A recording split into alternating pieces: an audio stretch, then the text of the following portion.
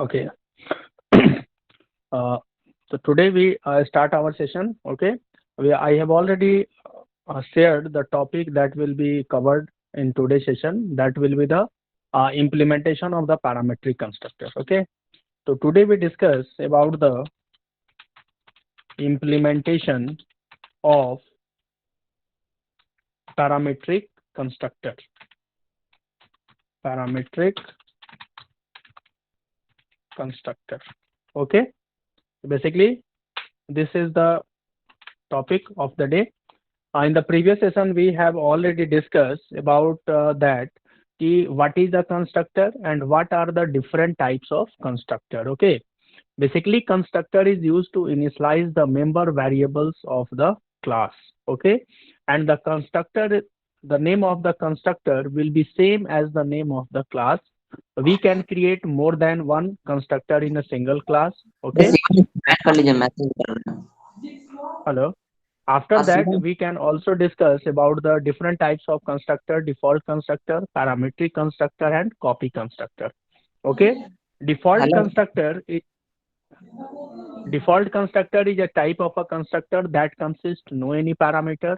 But in case of the parametric constructor, a constructor having some parameters. Okay, and the copy constructor is the basically used to the copy of one data in, copy of data of one object into the another object. Okay, so basically today we discuss about the implementation of parametric constructor. It means which type of program that will be developed by use the parametric constructor. Okay, so basically there are two programs here.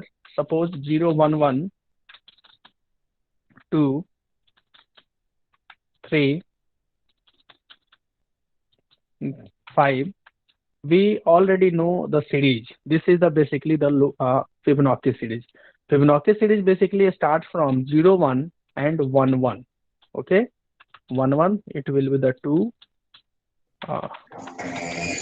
2. This is the 3,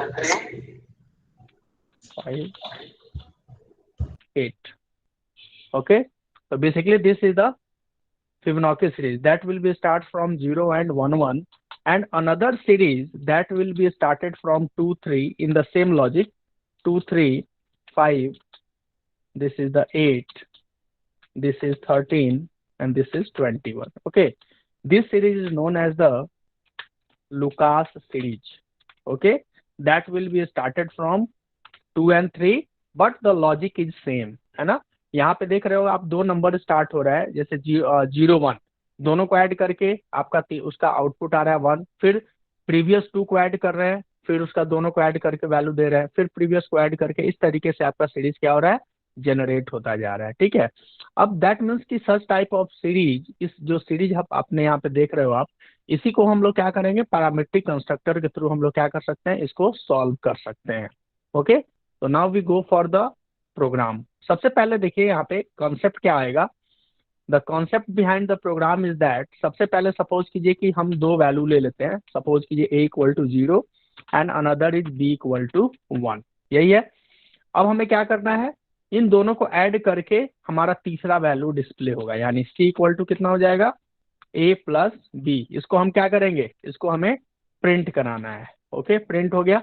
ठीक है, after that हमें क्या करना है, that means कि अब c का value कितना हो गया, the value of c becomes 1. Okay, अब हम क्या करेंगे, a इक्वल टू b, ठीक है, और b इक्वल टू c. तो a इक्वल टू जब b करेंगे तो a के अंदर में किसकी वैल्यू आएगी, b की. तो b की वैल्यू कितनी है, 1, तो यहाँ 1 आ गया. Then b equal to c की वैल्यू कितनी है, that will be 1. Now the value of a और b बिकम्स 1. अब a और b दोनों की वैल्यू क्या हो गई, 1, 1 हो गई. फिर हम क्या करेंगे, c को ऐड करेंगे, तो c इक्वल टू कितना हो जाएगा, a plus b, that will B 2. Okay, again चलते हैं, फिर क्या करेंगे, a इक्वल टू b, और फिर क्या कर देंगे, b इक्वल टू c. तो अब यहाँ पे जब a इक्वल टू b करेंगे तो what will be the value of b, what will be the value of b, 1, है ना. 1 b की वैल्यू 1 है, तो a के अंदर में स्टोर हो जाएगा. c, what will be the value of c, that will B 2. 2 that means कि now the value of a equal to 1 and the value of b becomes 2, then c equal to what, a plus b equal to कितना होगा 3। तो इस तरीके से क्या होगा, same इसी लॉजिक को हम लोग क्या करते हैं कि प्रोग्राम के अंदर में हम लोग कैसे इंप्लीमेंट करेंगे, ये इसलिए मैंने बता दिया कि ये चीज आपको पता हो जाए कि what will be the logic behind it. Okay, अब इसके बाद यहाँ से इस चीज को कमेंट बना देते हैं ऊपर से,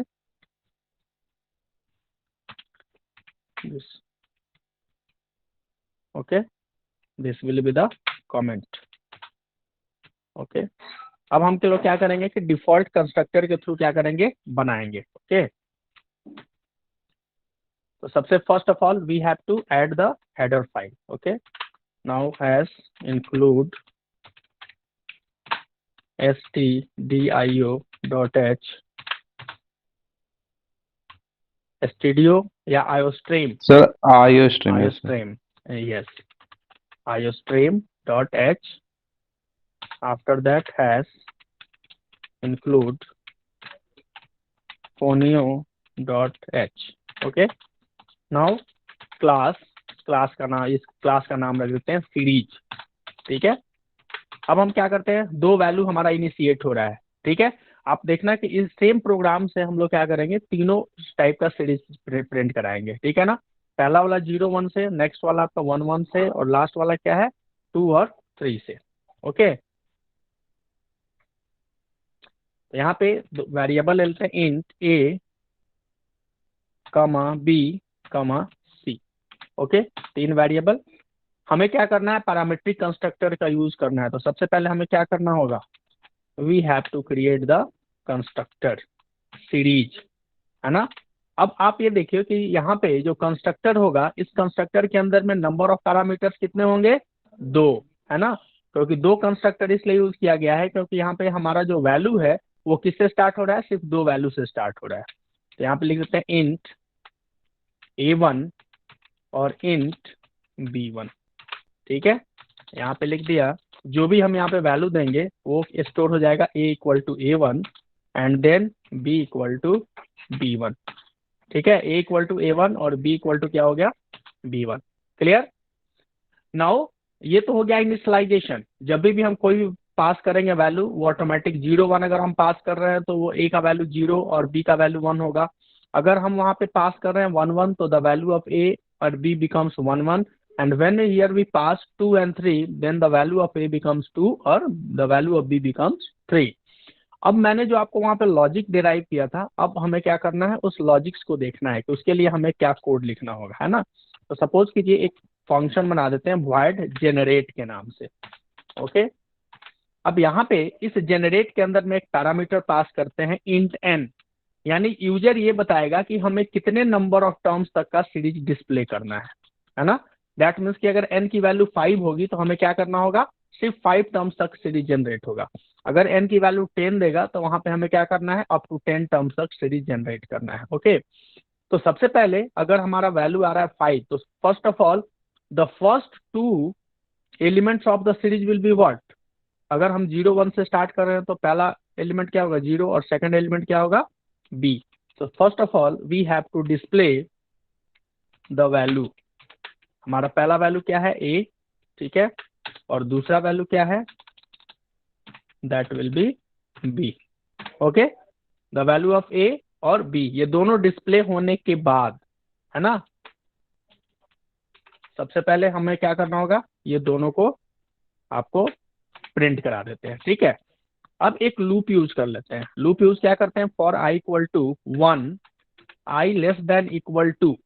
अब यहाँ पे सपोज कीजिए कि हम 5 टर्म्स तक सीरीज जनरेट करना है। 2 टर्म्स तो हम ऑलरेडी पहले से डिस्प्ले करा चुके हैं, तो हमें कितना डिस्प्ले कराना है, यानी we have to display only 3 terms. तो दैट मीन्स कि here we can write n-2। n-2 का मतलब क्या है, दैट मीन्स कि we have already display the value of a and b। A और बी के वैल्यू को क्या कर चुके हैं हम लोग, ऑलरेडी डिस्प्ले कर चुके हैं। तो दैट मीन्स की सीरीज अगर हम 5 टर्म्स तक सीरीज जनरेट करवाना है तो उसमें 2 टर्म्स हमारा पहले ही जनरेट हो चुका है। तो दैट मीन्स की we have to display only the 3 terms. Now i plus plus, अब जो मैंने वहां पे लॉजिक जो आपको इंट्रोड्यूस किया था, सेम वही लॉजिक यहाँ पे डिस्प्ले कराएंगे। c equal to a plus b, ठीक है। Now C out C, okay.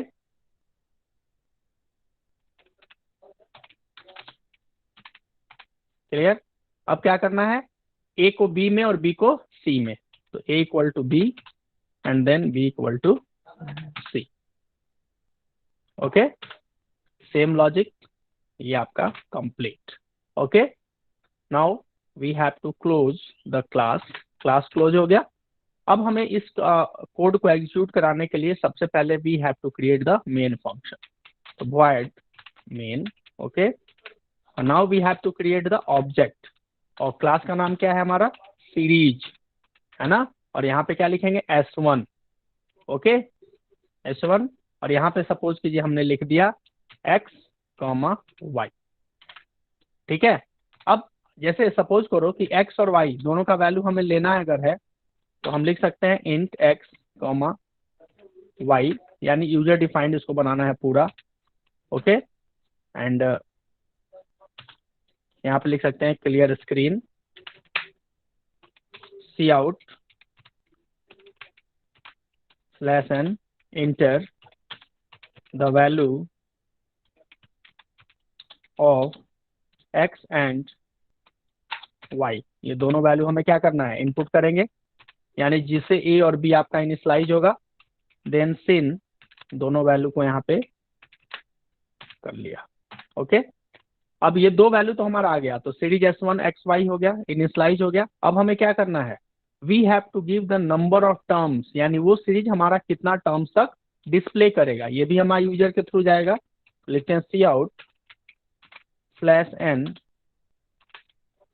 Inter number of terms, है ना, यहाँ पे /t sin, ओके। यहाँ पे एक ले लेते हैं n। अब हमने वेरिएबल क्या क्या नया यूज किया है, एक देखिए आपने यूज किया है क्या, n, तो इस n को यहाँ पे डिफाइन कर देते हैं, ठीक है ना। एक i सर हमने यूज किया था, सर यस इसमें स्टार्टिंग का नंबर भी यूजर ही इनपुट करेगा? यस यस, मैंने आपको स्टार्टिंग में बोला था ना कि ये तीनों सीरीज जो है एक ही प्रोग्राम के थ्रू हम लोग इसको सॉल्व करेंगे, तो इसीलिए अच्छा, एक x और y का जो वैल्यू यूजर देगा, एक बार देंगे 0 1, एक बार देंगे 1 1, एक बार दे देंगे 2 3, है ना।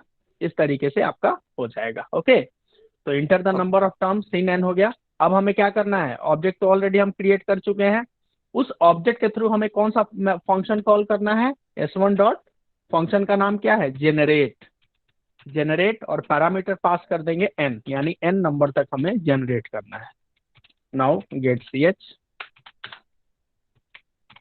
ओके। अब एक फिर से एक बार स्टार्टिंग से प्रोग्राम देखते हैं, देखिए include I stream conio, class का नाम बनाया सीरीज, वेरिएबल डिक्लेरेशन कर दिया ABCI, okay. Series parametric constructor है, दो वैल्यू पास किया है यहाँ पे, यानी मल्टीपल पैरामीटर है। इसके बाद यहाँ पे क्या दिया, एक जनरेट सीरीज दे दिया, इसके अंदर में हमने क्या पास किया, यहाँ पे पास किया एक n की वैल्यू, दैट मीन्स कि यूजर जितना भी टर्म्स तक देगा उतने टर्म्स तक हमारा सीरीज जनरेट होगा।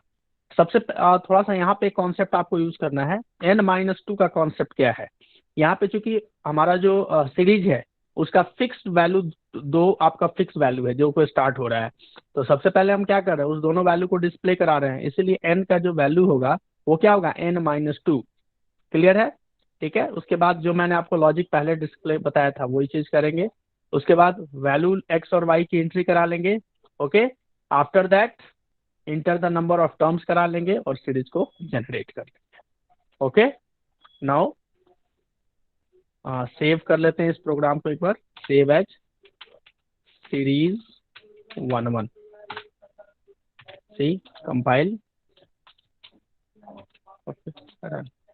Inter the value of x, देखिए 0 1, नंबर ऑफ टर्म्स 6, आ गया, ये है ना, देखिए 1 1 है ना, थोड़ा पास आ गया, उसको मैं सही कर दे रहा हूँ, यहाँ तक सही समझ में आ रहा है, यस सर। ओके। एक मिनट, इसको मैं थोड़ा सा है ना, ये आ रहा है यहाँ पे, ये है ना, ये अब हो जाएगा ये, ठीक है। अब देखिए, अब एक बार 1 1 दे देते हैं, 1 1, नंबर ऑफ टर्म सपोज के 9 कर दिया, आ गया ना? ओके, 9 टर्म्स आ रहा है Yes, ना, sir. 3 3 6 9, ठीक है। अब एक बार फिर कंपाइल कराते हैं। अब इस बार वैल्यू डाल देते हैं, कौन सा? 2 और 3, है ना? 2 स्पेस 3, नंबर ऑफ टर्म्स मान लीजिए 10 कर दिया, यहाँ पे देखिए। Okay,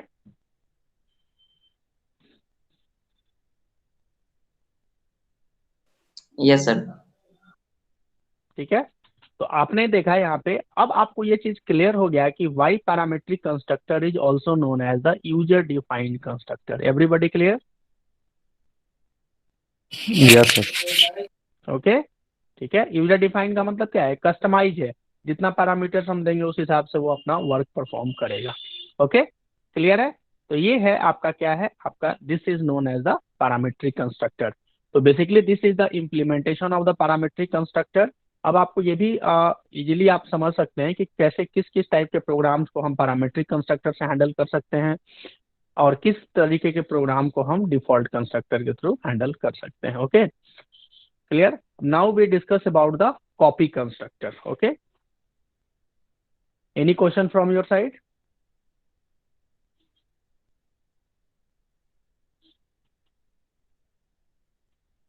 No, chalo. Now we go for the copy constructor. Okay,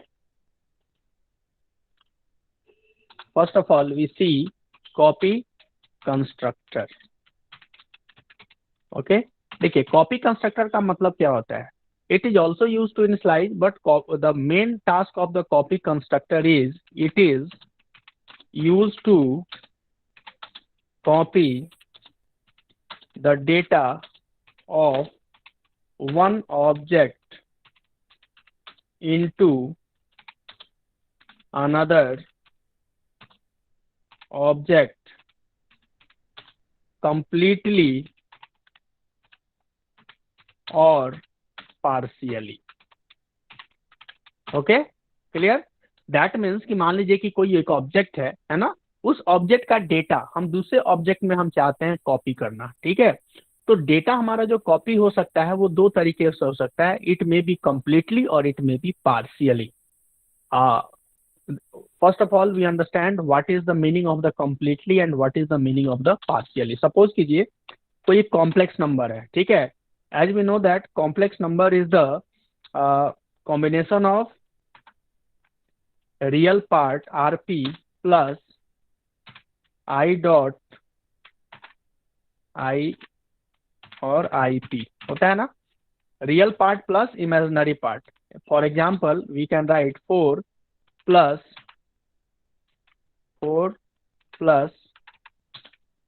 plus यहाँ पे लिख सकते हैं i into 3, this is the complex number. Okay, तो सपोज कीजिए कि हमारे पास एक कोई कॉम्प्लेक्स नंबर है Z1, ठीक है ना, और हमें क्या करना है, एक दूसरा कॉम्प्लेक्स नंबर है Z2। तो हम चाहते हैं कि Z1 का पूरा डेटा हमारा किस में कॉपी हो जाए, Z2 में। तो Z2 में पूरा कॉमन होने का मतलब क्या होगा कि यहाँ पे भी जो डेटा होगा वो क्या होगा, 4i इंटू क्या होगा, 3 होगा। ओके, तो this is known as the completely copy, यानी पूरा का पूरा डेटा हम क्या कर रहे हैं, कॉपी कर रहे हैं। दूसरा है एक पार्शियल, देखते हैं। मान लीजिए कि हमें Z1 का डेटा कॉपी करना है Z3 में, लेकिन पूरा डेटा कॉपी नहीं करना है, हमें जो डेटा कॉपी करना है वो कौन सा कॉपी करना है, सिर्फ रियल पार्ट कॉपी करना है। तो रियल पार्ट जब कॉपी करेंगे तो मान लीजिए कि यहाँ पे क्या आ गया, रियल पार्ट कितना है उसका, 4 है ना, 4 प्लस, और इमेजिनरी पार्ट के जगह पे है ना, हमें अपने तरफ से कोई वैल्यू डालना है। यानी रियल पार्ट तो सेम रहेगा, लेकिन जो इमेजिनरी पार्ट है वो यूजर देगा। मान लीजिए कि यूजर ने वैल्यू दे दिया, सपोज करो यहाँ पे k, ठीक है। तो Z2 जो होगा ये क्या हो गया, यहाँ पे जो डेटा हो रहा है वो कंप्लीटली आपका क्या हो रहा है, कॉपी हो रहा है। और सेकंड केस में क्या हो रहा है, जो डेटा तो कॉपी हो रहा है लेकिन वो कंप्लीटली नहीं हो रहा है, क्या हो रहा है, पार्शियली हो रहा है। क्लियर है? तो इसीलिए जैसे मान लीजिए कि एक ऑब्जेक्ट का डेटा दूसरे ऑब्जेक्ट में पूरा का पूरा हमें कॉपी करना है, तो उसके लिए we have to use the copy constructor. Okay, basically the implementation of the copy constructor can be done in 3 ways. Okay, 3 veg में हम कर सकते हैं। सबसे पहला है default copy constructor, okay. Second is the user defined copy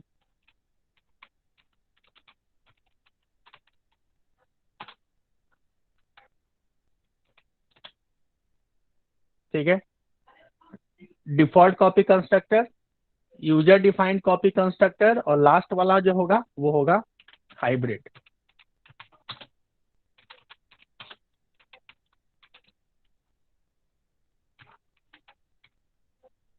ठीक है, default copy constructor, user defined copy constructor and hybrid copy constructor. Okay, clear? Everybody clear about the copy constructor? Yes, sir. Okay, अब जब practical करेंगे ना तब आपको basic देखिए। सबसे पहला डिफॉल्ट कॉपी कंस्ट्रक्टर में क्या होगा कि हमें we have no need to define any special type of constructor. जो पहले कंस्ट्रक्टर आप बना रहे थे, पैरामीट्रिक है, यूजर डिफाइंड है, वही कंस्ट्रक्टर बनाना है आपको डेटा को कॉपी करने के लिए। But in case of the user defined constructor we have to create special type of constructor. यहाँ पे आपको स्पेशल टाइप का कंस्ट्रक्टर बनाना होगा जो कि क्या करेगा, डेटा को कॉपी करने का काम करेगा। दैट मीन्स कि we have to declare a special type constructor. Okay, और हाइब्रिड में भी सेम यही कॉन्सेप्ट है। यहाँ पे भी आपको क्या करना होगा, स्पेशल टाइप का कंस्ट्रक्टर होगा जिसके थ्रू हम डेटा को कॉपी करेंगे। तो default copy constructor, user defined copy constructor और हाइब्रिड कॉपी कंस्ट्रक्टर, तीनों में जो डिफरेंशिएशन है, सबसे पहला है default copy constructor. That means कि यहाँ पे आपको कोई भी कंस्ट्रक्टर आपको अलग से क्रिएट नहीं करना है। जो पहले आप बना रहे थे जैसे डिफॉल्ट कंस्ट्रक्टर है, पैरामीट्रिक कंस्ट्रक्टर है, इसी कंस्ट्रक्टर को बना करके आप डेटा को क्या कर सकते हैं, कॉपी कर सकते हैं। Okay, but in case of the user defined copy constructor we can also use कि what type of the constructor that can be declared. उसका काम क्या होगा, वो डेटा को कॉपी करने का काम करेगा। ठीक है, और हाइब्रिड कॉपी कंस्ट्रक्टर में भी आपको अलग से कोड लिखना होगा। यानी पहला वाला जो टाइप है उसमें आपको कोड नहीं लिखना है, अलग से कंस्ट्रक्टर नहीं क्रिएट करना है। लेकिन जब 2 और 3 यानी यूजर डिफाइंड और हाइब्रिड जब आप पढ़ोगे तो वहां पे आपको अलग से कोड लिखना होगा। ओके, तो सबसे पहले हम लोग यूज करते हैं कौन सा, default copy constructor. Okay,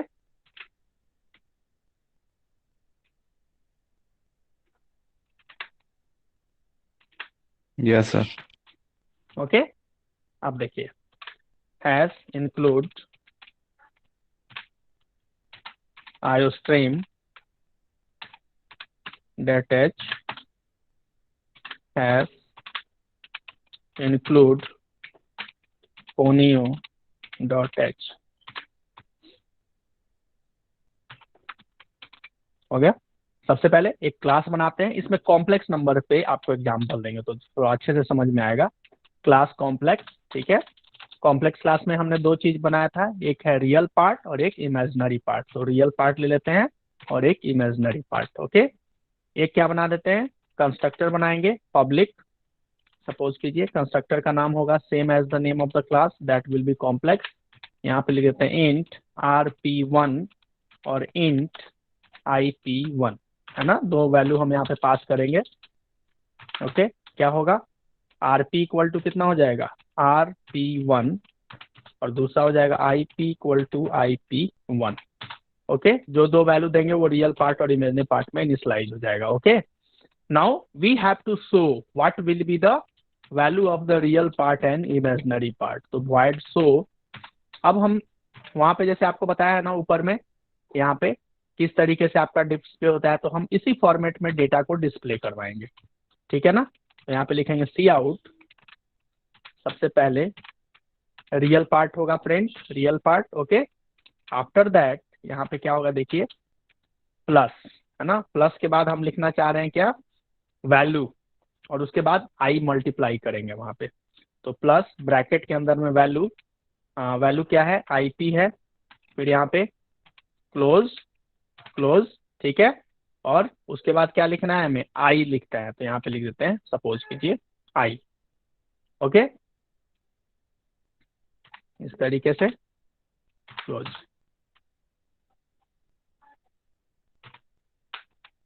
okay, class बन गया कॉम्प्लेक्स, एक पैरामीट्रिक कंस्ट्रक्टर बना दिया complex int RP1 int IP1, जो भी वैल्यू देंगे वो रियल पार्ट और इमेजिनरी पार्ट इनिशियलाइज कर देगा। उसके बाद जो वैल्यू इनिशियलाइज होगा उसको हम क्या कर रहे हैं, कॉम्प्लेक्स नंबर के फॉर्म में क्या कर रहे हैं, उसको डिस्प्ले करवा रहे हैं। ओके, तो void main क्या करेंगे, सबसे पहले ऑब्जेक्ट क्रिएट करेंगे कॉम्प्लेक्स C1, सपोज करो वैल्यू डाल देते हैं 4 और 5। Okay, now clear screen. अब यहाँ पे लिखते हैं C1 dot show, okay, get CH। Clear. सबसे पहले ये सिंपल प्रोग्राम है, इसको देख लेते हैं, फिर कॉपी करना बताते हैं कैसे होता है। कंपाइल, नाउ देख रहे हो 4 + 5 आ रहा है। Okay, Yes, sir. ओके, अब हमें डेटा को कॉपी करना है, तो यहाँ पे लिखते हैं complex C2 equal to C1, यानी C2 में क्या कर दिया कॉपी, C1। तो जब कॉपी करेंगे यानी C2 के अंदर में हमारे पास डेटा आ जाना चाहिए, क्या सेम वही डेटा आना चाहिए ना वो डेटा। तो उसके लिए हम लोग यहाँ पे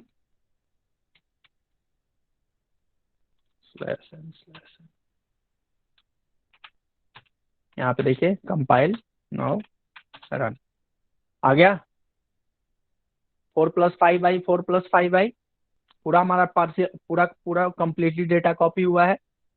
ठीक है, लेकिन यहाँ पे जो डेटा हमने कॉपी किया वो किसके थ्रू किया, सिंपली एक इक्वल ऑपरेटर के थ्रू कर दिया। दैट मीन्स कि there is no need to declare any type of special copy constructor to copy the data of one object to the another object. Clear.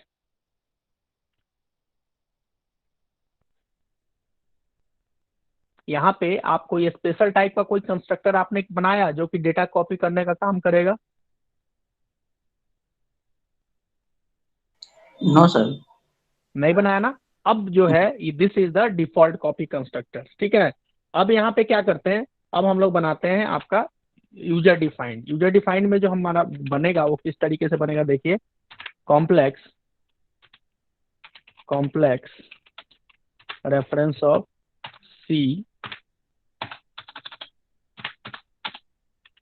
RP equal to C dot RP and imaginary part equal to C dot IP।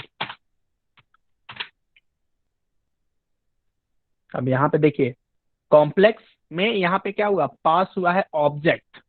जब object पास होगा तो यहाँ पे हमें लिखेंगे C2 के अंदर पास क्या हो जाएगा, C1।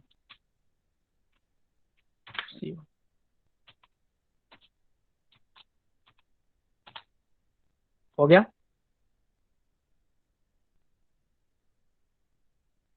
नहीं समझे सर। नहीं समझे, बता रहे हैं। देखिए ये जो है आपका है कॉपी कंस्ट्रक्टर है, ये यूजर डिफाइंड कॉपी कंस्ट्रक्टर। ठीक है, इसका मतलब ये है कि ये भी एक कंस्ट्रक्टर ही है। क्योंकि कंस्ट्रक्टर क्यों है, क्योंकि आपको पता है कि कंस्ट्रक्टर को आइडेंटिफाई करने का तरीका क्या है कि जो फंक्शन जो क्लास का नाम होगा वही इसका भी नाम होगा। ठीक है, तो ये भी कॉम्प्लेक्स है। यहाँ पे आप देख रहे हो कि कॉम्प्लेक्स के अंदर में हम क्या कर रहे हैं, ऑब्जेक्ट एक का एक रेफरेंस पास कर रहे हैं। ठीक है, रेफरेंस का मतलब ये है जैसे ही ये जब लिखेंगे हम, तो यहाँ पे हमने पहले क्या लिखा था, C2 इक्वल टू C1, और यहाँ पे क्या लिखा है मैंने, कॉम्प्लेक्स C2 के अंदर में पैरामीटर क्या पास कर गया, C1। तो जब C1 पास करेगा यहाँ पे, तो यहाँ पे देखिए ये C के अंदर में क्या आ जाएगा, C1, यानी रियल पार्ट में क्या हो जाएगा, C2 के रियल पार्ट में क्या आ जाएगा, C1 का रियल पार्ट, और C2 के इमेजिनरी पार्ट में क्या आ जाएगा, C1 का इमेजिनरी पार्ट। ठीक है, तो सी जो आपका C1 है उसका रियल पार्ट कितना है, 4, तो C2 का रियल पार्ट 4 हो जाएगा और उसका इमेजिनरी पार्ट कितना हो जाएगा, 5 हो जाएगा। ठीक है, इसीलिए उसके बाद मैंने क्या लिखा है, C2 डॉट शो, यानी जो डेटा हमारा C2 में जो चेंज हुआ है वो हमें दिखना चाहिए ना कि कितना उसका डेटा वो सेम कॉपी हुआ है या कुछ हुआ है या नहीं हुआ है। तो इसीलिए हमने C1 डॉट शो किया, फिर डेटा यहाँ पे पैरामीटर पास करने के बाद क्या लिखा, C2 डॉट शो किया है। ओके, देखिए यहाँ पे हो रहा है data same to same copy. Sir लेकिन यूजर डिफाइंड में तो मतलब फॉर्मेट ना सेम होगा, डेटा तो क्या अलग हो, फॉर्मेट से? जैसे कि डेटा क्या? हम्म 4+5 आई दोनों में सेम ही हो जाएगा, डिफॉल्ट वाले में भी और यूजर डिफाइंड वाले में भी। हाँ नहीं नहीं, वो तो सेम ही होगा। कॉपी कंस्ट्रक्टर का काम क्या होता है? We have to copy the object of one, data of one object into the another object. ठीक है, हम्म तो जब डेटा हम पूरा का पूरा कॉपी करेंगे तो डेटा तो सेम ही होगा, लेकिन डेटा कॉपी करने का तरीका ये अलग अलग है। एक तो डिफॉल्ट कंस्ट्रक्टर के थ्रू था, जिसमें यस हमने क्या लिखा था, C2 = C1 लिख दिया था। ठीक है, अब जब सर। हम यूजर डिफाइंड कॉपी कंस्ट्रक्टर, मतलब आप ये बोल सकते हैं it is a special type of constructor that will be use to copy the data of one object into the another object.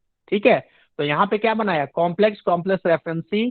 ठीक है, अब यहाँ पे जैसे ही ये बनाएंगे ना, तो कॉम्प्लेक्स C2 के अंदर में C1 जैसे ही हम पास करेंगे, ये वाला कंस्ट्रक्टर आपका कॉल हो जाएगा। कौन सा? User defined copy constructor. अब C1 का जो भी डेटा है वो किसके अंदर में कॉपी हो जाएगा?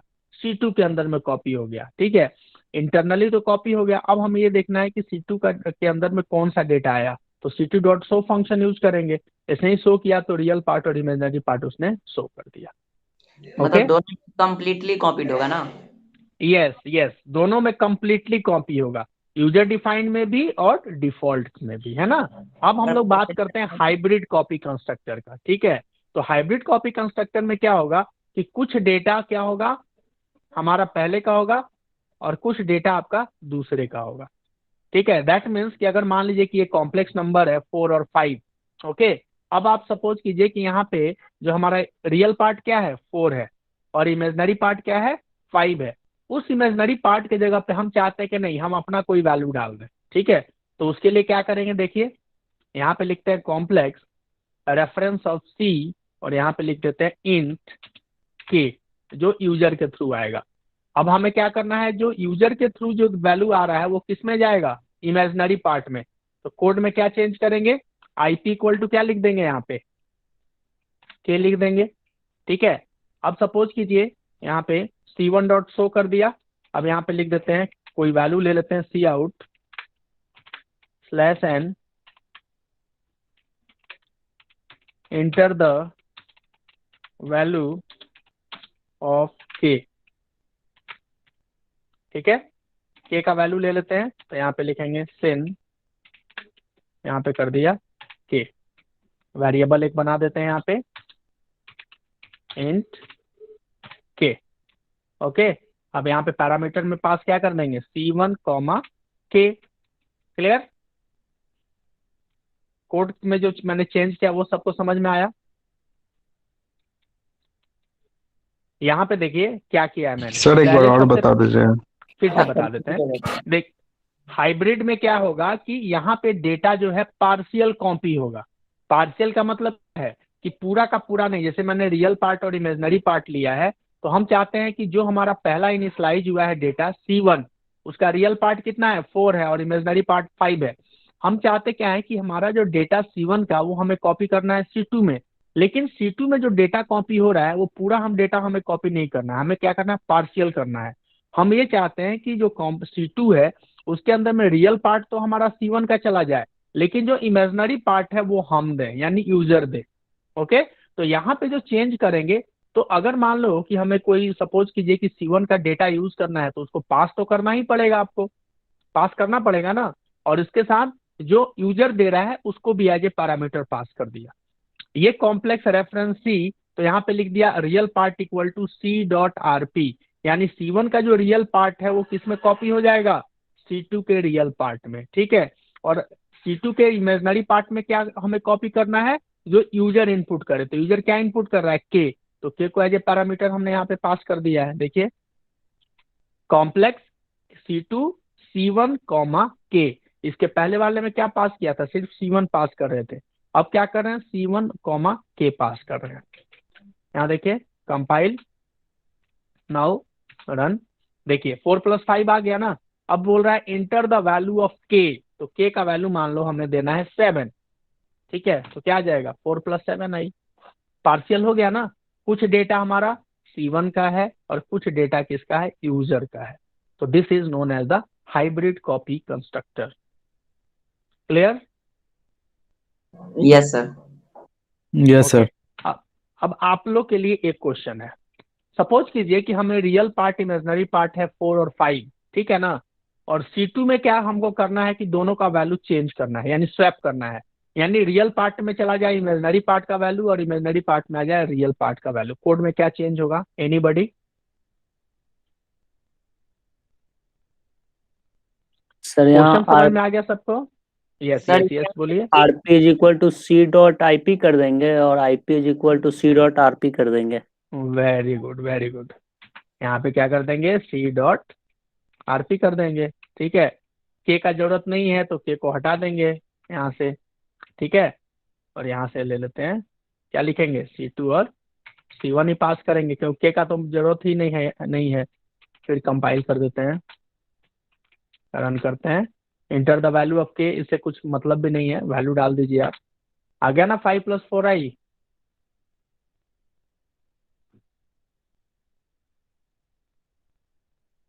ओके। Yes sir. सब लोग को समझ में आ गया? ठीक है। तो ये हो गया आपका सर वो कॉपी आरपी कंस्ट्रक्टर। और आईपी जो लिखे हैं ना, C.IP और C.RP, उसको थोड़ा समझाइएगा सर।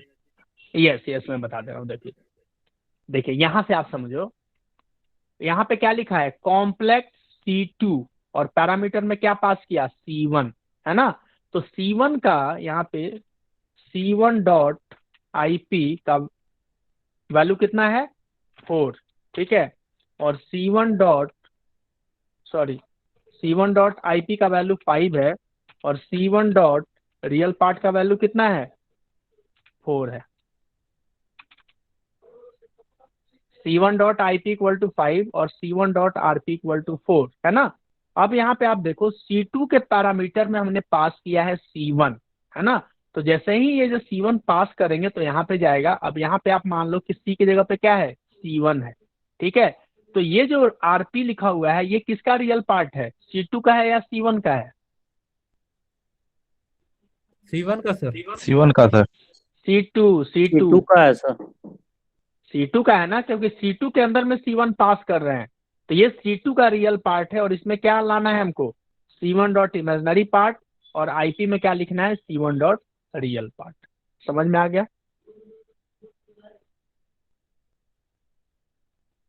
Yes sir. हाँ सर, Clear? आ गया। आ गया ना। हाँ, तो आपको प्रॉब्लम ये हो रहा होगा ना, वहां चूंकि C1 नहीं लिखा, C लिखा हुआ है मैंने। देखिए वहां पे ऑब्जेक्ट कुछ भी लिखे, यहाँ से जब हम ऑब्जेक्ट पास करेंगे तो वो ऑब्जेक्ट ही वहां पे ट्रीट होगा। ठीक है। अब यहाँ से इसको भी कंपाइल कराइए, सेम टू सेम आएगा, कोई प्रॉब्लम नहीं है। यहाँ पे क्या करें? IP is missing. अच्छा, यहाँ पे कमेंट नहीं दिया है मैंने, इसलिए आ रहा है ये। Compile now. ठीक है, वैल्यू दिया, आ गया। अब नेक्स्ट क्वेश्चन। सपोज कीजिए कि हमें रियल पार्ट और इमेजनरी पार्ट, है ना। पहला C1 कितना है? 4 5 है। और जो C2 जो कॉम्प्लेक्स नंबर हम बना रहे हैं, उसमें क्या होना चाहिए? जो C1 का रियल पार्ट क्या हो जाना चाहिए? दोनों रियल पार्ट और इमेजनरी पार्ट हमारा दोनों हो जानी चाहिए, डबल होना चाहिए। यानी 4 क्या हो जाए? 8 हो जाए, और 5 हमारा 10 हो जाए। क्या कोड में चेंज होगा? क्वेश्चन समझ में आ रहा है? रियल सर पार्ट और क्वेश्चन इमेजनरी पार्ट दोनों क्या हो जाए? हमारा डबल हो जाए C2 का। सर वहाँ आरपी के यहाँ पे 2 × C1 डॉट IP कर देंगे तो। बस गुड, कोई प्रॉब्लम नहीं है, एकदम राइट है। 2 × कर देंगे, है ना। और यहाँ पे भी क्या कर देंगे? 2 × कर देंगे। 3 मल्टीप्लाई करना है तो 3 कर देंगे, जैसा आपको चाहिए वैसा कर लो। यहाँ पे रन कर दिया, आ गया ना।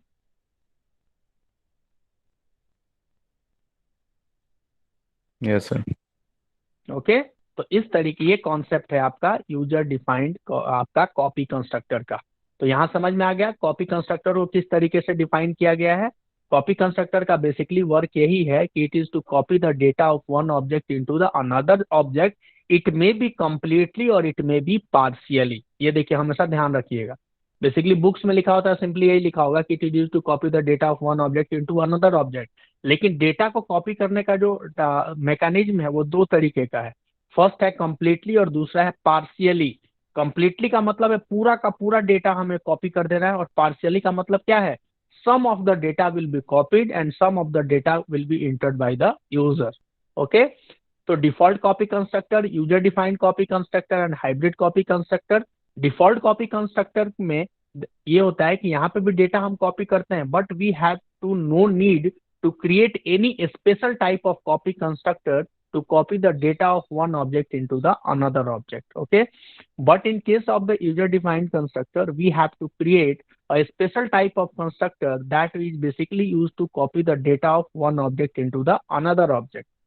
Okay, both of the techniques will be used to completely copy the data, है ना। ये डिफॉल्ट और यूजर डिफाइंड दोनों के अंदर में हम क्या करते हैं, कंप्लीटली डेटा को हम कॉपी करते हैं, but in case of the hybrid copy constructor, here we copy the data of one object into the another object partially. Okay, clear? Yes, Yes. sir. Okay, now we go for the constructor overloading. Okay, it is the basically last topic of the constructor. Okay, file new. Now we discuss about the constructor overloading. What is the concept of the constructor overloading? First of all, constructor overloading. Okay, basically देखिए constructor overloading, it is a mechanism where a class can consist more than one constructor. कोई भी एक class है उसके अंदर में अगर एक से ज्यादा कंस्ट्रक्टर अगर हमारा रहेगा तो this mechanism is known as the constructor overloading. Basically देखिए कंस्ट्रक्टर ओवरलोडिंग का जो कॉन्सेप्ट है, it is very similar to the function overloading. Function overloading में क्या होता है कि क्लास के अंदर में फंक्शन का नाम तो सेम रहेगा लेकिन उसके पैरामीटर्स क्या होते हैं, डिफरेंट होते हैं। उसी तरीके से आपका कंस्ट्रक्टर ओवरलोडिंग होता है। ठीक है, फॉर एग्जाम्पल अगर इसका सपोज कीजिए कि अगर हम सिंटेक्स बात करते हैं तो देखिए क्लास SUM, ठीक है, ये सिंटेक्स में बता रहा हूं आपको, पब्लिक, ओके, यहाँ पे लिख दिया SUM some,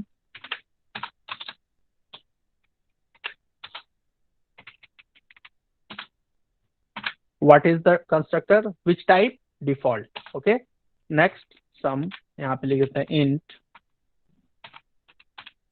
a, this will be the parametric, another sum int a int b, ये क्या होगा, this will be also a parametric। Clear? तो ये आपका सिंटेक्स है कंस्ट्रक्टर ओवरलोडिंग का। अब आप ये बताइए कि when in the case of the constructor overloading we can declare more than one default constructor or not?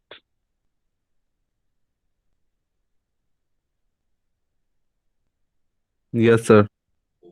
More than one default constructor, can we declare more than one default constructor in a single class? No, sir. No. Okay, very good। तो यहाँ पे जो default constructor होगा वो हमेशा ध्यान रखिएगा कि हमेशा सिंगल ही होगा। Default constructor will be always single. ठीक है, पैरामीट्रिक कंस्ट्रक्टर आप देख रहे हो ना, पैरामीटर एक है, यहाँ पे दो है, तो पैरामीट्रिक कंस्ट्रक्टर आपका मोर देन वन हो सकता है। Parametric constructor will be multiple, है ना, यानी मोर देन वन हो सकता है। क्लियर है? तो ये जो कॉन्सेप्ट है that is basically known as the constructor overloading.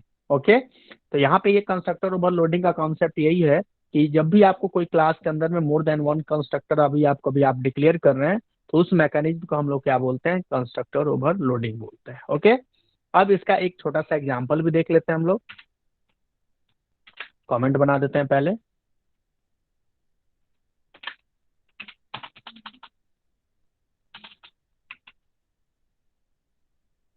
as include iostream dot h as include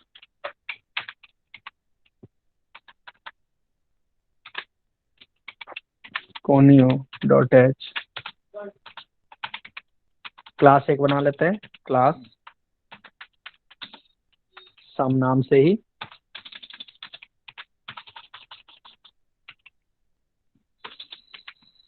int a comma b public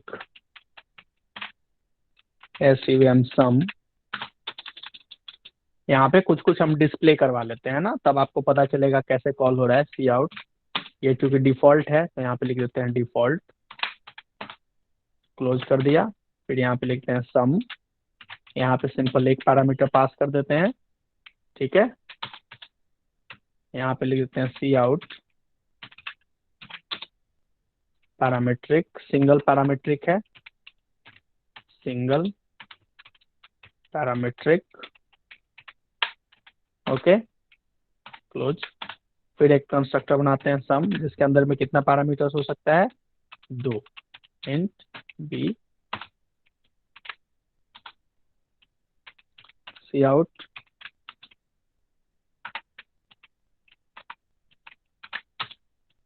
multiple parameter, okay constructor हो गया। अब यहाँ पे हम क्या करते हैं, इसको क्लोज कर देते हैं, है ना, क्लास को क्लोज। यहाँ पे क्लास को कर दिया क्लोज, void मेन, ओके। अब देखिए यहाँ पे ऑब्जेक्ट कैसे बनाएंगे। सबसे पहला हमारा ऑब्जेक्ट बनेगा सम s1, सम s1। अब ये क्या करेगा, सम s1 का मतलब क्या है, ये डिफॉल्ट कंस्ट्रक्टर को कॉल करेगा। फिर यहाँ पे लिखते हैं सम s1, यहाँ पे लिख दिया 6, ये किसको कॉल करेगा, जो सिंगल पैरामीटर है। फिर लिखते हैं सम, उसके बाद लिखते हैं s1 नहीं, यहाँ पे नाम चेंज करना होगा आपको s2, और यहाँ पे लिख देंगे s3। इसके अंदर में कितना, 2 पैरामीटर है, 5 6, और एक कर देते हैं 5, ओके। और यहाँ पे कर देते हैं गेट ch, ठीक है। अब यहाँ पे सब में स्लैश न्यू लाइन कर देते हैं, एक बार न्यू लाइन स्लैश n और यहाँ पे आपका स्लैश n, ओके कंपाइल। अच्छा यहाँ पे इसको कमेंट नहीं बनाया था मैंने, कमेंट कंपाइल। अब क्या आ रहा है, conio dot h get sir include में एल ज्यादा है। INC, नहीं नहीं नहीं नहीं, ज्यादा नहीं है, एक स्पेलिंग गलत हो गया यहाँ पे, AINCLUD है ना, ये क्या वार्निंग है, ABC को यूज नहीं किया है, कोई प्रॉब्लम नहीं है। आ गया, देखिए सबसे पहला आया डिफॉल्ट, उसके बाद आया सिंगल पैरामीटर, और उसके बाद मल्टीपल पैरामीटर। क्लियर है? Yes sir. Yes sir. तो सबसे ये सर, आपको बस ये ध्यान रखना है कि कौन सा किसको किसको कॉल करेगा। अब सम s1 किसको करेगा, डिफॉल्ट को, है ना। अब सपोज करो कि डिफॉल्ट नहीं होता ना, तो एरर शो करता है ये। इसके बाद अगर सिंगल पैरामीटर आपके पास नहीं होता और इस तरीके का बनाते तब भी एरर कर दे देता। तो ये किसको करेगा, ये सिंगल को करेगा, और ये किसको करेगा, मल्टीपल वाले को करेगा। Clear? Okay sir any hello. Question? Hello हाँ बोलिए। सर, बोले मल्टीपल पैरामीटर की जगह सिंगल पैरामीटर पास कराते तो क्या होता? अच्छा यहाँ पे क्या, नहीं सर, नीचे सम S3 जो है ना, अच्छा यहाँ हाँ तब भी पे कॉल करेगा, कोई प्रॉब्लम। यस यस, आप ये बोल रहे हैं ऐसे कर दे तो यस सर। तब भी आपका सिंगल वाले को कॉल करेगा, डबल वाले को नहीं करेगा। देखिए कोई एरर शो नहीं करेगा, ये हो गया। यस सिंगल पैरामीट्रिक इसीलिए मैंने डिस्प्ले करा दिया है ना, जिससे आपको पता चले कौन कौन सा कॉल हो रहा है। अब देखिए जैसे थोड़ा सा ये चीज आपको डाउट अगर हो रहा है तो मैं एक और चीज बता दूं आपको। मान लीजिए कि हमारे पास डिफॉल्ट कंस्ट्रक्टर भी है, एक सिंगल पैरामीट्रिक भी है, एक मल्टीपल पैरामीटर है ना। मान लो कि एक हम बना ले सम S4 बना दिया, ठीक है, और इसमें लिख दिया 1.2, 6। अब देखिए एक वैल्यू कौन सा है, फ्लोट वैल्यू है और दूसरा इंटीजर है। तो ऐसा कोई कंस्ट्रक्टर है क्या जिसमें फ्लोट और इंटीजर का कॉम्बिनेशन है? No no sir. सर। नहीं है। ओके, अब देखिए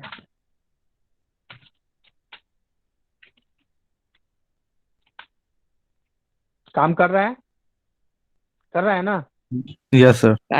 ये काम ये इसलिए कर रहा है क्योंकि 1.2 जो है ना ये ऑटो टाइप कास्टिंग कन्वर्ट कर दे रहा है। अब देखिए अब यहाँ पे एक और चीज बताते हैं आपको। 1.2, 6.5 अभी भी काम कर रहा है। काम इसलिए कर रहा है क्योंकि ये क्या है, आपका डेटा जो है 1.655 है और यहाँ पे क्या है, इंटीजर ट्रीट हो रहा है, तो उसको इंटीजर में इंटरनली वो कन्वर्ट कर दे रहा है। ठीक है। अब लेकिन यहाँ पे अगर 3 डेटा अगर हम दे दें, मान लो कि 6 एक दे दें, अब एरर शो करेगा ये, देखिएगा। क्यों? क्योंकि यहाँ पे मल्टीपल आपका डेटा, आपका मैक्सिमम कितना है, 2 है। यहाँ पे एरर शो करेगा, क्या आएगा देखिए अब, could not find a match for some double double int. Clear है? Yes yes sir. Sir. Okay. तो इस तरीके से आपका क्या होगा, एग्जीक्यूशन आपका स्टार्ट होता है। ठीक है। तो ये तो हो गया आपका जनरली कंस्ट्रक्टर। कंस्ट्रक्टर का काम क्या होता है, कंस्ट्रक्टर का टाइप्स क्या होता है। तो कंस्ट्रक्टर बेसिकली क्या होता है, जब हम ऑब्जेक्ट क्रिएट करते हैं, ठीक है, तो उसको क्या करता है, एक तरीके से मेमोरी एलोकेट करता है। ठीक है। देखिए C plus plus, C plus plus और जावा, है ना। तो जावा जो है क्या का इंटरनली जो कॉन्सेप्ट ये होता है कि जावा क्या करता है, ऑटोमेटिक मेमोरी मैनेजमेंट है वो, यानी मेमोरी को मैनेज खुद करता है जावा। ओके। लेकिन सी और सी प्लस प्लस में मेमोरी मैनेजमेंट वो इंटरनली नहीं होता है। उसके लिए क्या करना होता है, प्रोग्रामर्स को ही एफर्ट करना होता है। जैसे सी में आपने पढ़ा होगा, डिलीट, डिलीट के थ्रू क्या होता है, डिलीट अगर कोई पॉइंटर है या कोई वेरिएबल है, अगर आप डिलीट करेंगे तो उसका मेमोरी क्या हो जाता है, डी एलोकेट हो जाता है। उसी तरीके से कंस्ट्रक्टर के साथ एक कॉन्सेप्ट यूज किया जाता है, डिस्ट्रक्टर, है ना। उस डिस्ट्रक्टर को अगर हम यूज करें तो उस डिस्ट्रक्टर के थ्रू हम क्या कर सकते हैं, मेमोरी को डी एलोकेट कर सकते हैं। ठीक है। फॉर एग्जाम्पल, अगर मान लीजिए कि हमने यहाँ पे एक कंस्ट्रक्टर बनाया, ठीक है, जैसे सपोज कीजिए आपके पास ये आपका है सम, है ना। अब सपोज कीजिए कि यहाँ पे हमने क्या किया, इसको मेमोरी को डीएलोकेट करना है। तो मेमोरी को डीएलोकेट करने के लिए हम क्या बनाते हैं, डिस्ट्रक्टर बनाते हैं। और डिस्ट्रक्टर बेसिकली कब कॉल होता है, जैसे ही हमारा प्रोग्राम का पूरा एग्जीक्यूशन खत्म होने लगता है, तो उसके सबसे लास्ट में क्या होता है, आपको लगता है कि ऑब्जेक्ट का अब हमें वर्क नहीं है, तो हम क्या करेंगे कि उस ऑब्जेक्ट को डीएलोकेट कराएंगे। तो डिस्ट्रक्टर को कैसे क्रिएट करते हैं, देखिए टाइल्ड साइन आता है आगे, टाइल्ड साइन सम और यहाँ पे क्लोज। यहाँ पे अगर हम चाहें तो लिख भी सकते हैं कुछ, सपोज कीजिए कि एक डिस्प्ले करवा देते हैं जिससे आपको पता चलेगा कि वो कॉल हो रहा है कि नहीं हो रहा है। Slash n destructor. Okay, sum S1, एक बार चेक करते हैं इसको, CLR SCR। Sir double quote छूट गया। सिंगल दे दिया मैंने यहाँ पे, ये हो गया। ठीक है, कंपाइल नाउ, आ गया डिफॉल्ट। ठीक है, ये तो डिफॉल्ट हुआ। अब सपोज कीजिए, क्या डिस्ट्रक्टर का हेलो, क्या यूज है सर, फिर से हाँ डिस्ट्रक्टर सर। का यूज ये होगा कि मेमोरी को डीएलोकेट करना। कोई भी ऑब्जेक्ट अगर आप क्रिएट कर रहे हो ना, ठीक है, तो उसके मेमोरी को क्या करता है, ये डीएलोकेट करता है at the end of the program. ठीक है। जैसे मान लो कि आपने 5 ऑब्जेक्ट क्रिएट कर दिया है, एक ऑब्जेक्ट बनाया, उस ऑब्जेक्ट के थ्रू जो भी वर्क करना है वो कर लिया, और आप क्या चाहते हो कि लास्ट में उसका मेमोरी को डीएलोकेट करना। तो उसके लिए हम क्या कर सकते हैं, डिस्ट्रक्टर यूज कर सकते हैं। डिस्ट्रक्टर का काम क्या होता है, जो काम कंस्ट्रक्टर का है उसका जस्ट अपोजिट। डिक्लेयर करने का तरीका क्या है, टाइल्ड साइन लगाएंगे और डिस्ट्रक्टर का भी नाम जो होगा it will be same will name as the class. Okay. Sir अब यहाँ पे डिस्ट्रक्टर जो है इसको हम कॉल भी कर सकते हैं। कॉल करने का एक तरीका होता है C1 डॉट के, एक मिनट, S1 डॉट सम टाइल्ड साइन, क्या है SUL, ये है कॉल करने का तरीका इसका, यस यही है। आ गया ना? यानी डिस्ट्रक्टर को कॉल करने का एक सिंटेक्स भी है ये। इस तरीके से हम चाहें तो डिस्ट्रक्टर को कॉल भी कर सकते हैं मैन्युअली। तो क्या तरीका है, सबसे पहले ऑब्जेक्ट का नाम लिखेंगे, यहाँ पे लिख देते हैं ऑब्जेक्ट, है ना, dot class name, scope resolution operator, है ना, इसके बाद टाइल साइन, ओके, उसके बाद class name, okay, clear? Sir इस डिस्ट्रक्टर का कोई फायदा भी है क्या? फायदा बताया ना कि C++ जो है मेमोरी को मैनेज करने का कैपेबिलिटी नहीं है इसके पास, ऑटोमेटिक मेमोरी मैनेजमेंट नहीं करता है, ठीक है। यानी जो मेमोरी है उसके पास, उस मेमोरी को जब तक आप फ्री नहीं करेंगे तब तक वो ऑटोमेटिकली उसको फ्री नहीं करेगा। लेकिन इसके अपोजिट जब जावा पढ़ेंगे ना, तो जावा क्या होता है, ऑटोमेटिक गार्बेज कलेक्टर होता है। यानी जो भी, जैसे मान लो कि कोई मेमोरी आपको क्रिएट हो गया और उस मेमोरी को लग रहा है कि जिस ऑब्जेक्ट ने या जो भी रिसोर्स मेमोरी को होल्ड किया हुआ है वो अब फ्यूचर में उसकी जरूरत नहीं है, तो जावा क्या करता है कि ऑटोमेटिक जो लगता है कि जो लॉन्ग टर्म में इसका जरूरत नहीं है उसको ऑटोमेटिक उस मेमोरी को डीएलोकेट कर लेता है। लेकिन C++ में ये कॉन्सेप्ट नहीं है। तो C++ में जब ये कॉन्सेप्ट नहीं है तो इसीलिए यहाँ पे क्या किया जाता है, मेमोरी को डीएलोकेट करने के लिए डिस्ट्रक्टर यूज किया जाता है। जब हम क्लास एंड ऑब्जेक्ट करते हैं तो जो भी ऑब्जेक्ट क्रिएट करते हैं उसको मेमोरी मिलता है, और उस ऑब्जेक्ट को जब हमें डीएलोकेट करना होता है तो we have to create the destructor. Clear है? लेकिन जब जावा आप पढ़ेंगे ना, तो जावा जब आप पढ़ोगे तो वहां पे कंस्ट्रक्टर का तो कॉन्सेप्ट है लेकिन डिस्ट्रक्टर का कॉन्सेप्ट नहीं है। क्यों नहीं है? कि डिस्ट्रक्टर कॉन्सेप्ट इसलिए नहीं है कि जावा क्या होता है, ऑटोमेटिक गार्बेज कलेक्टर होता है। Okay yes sir. Okay, now we conclude my session. Any question from your side?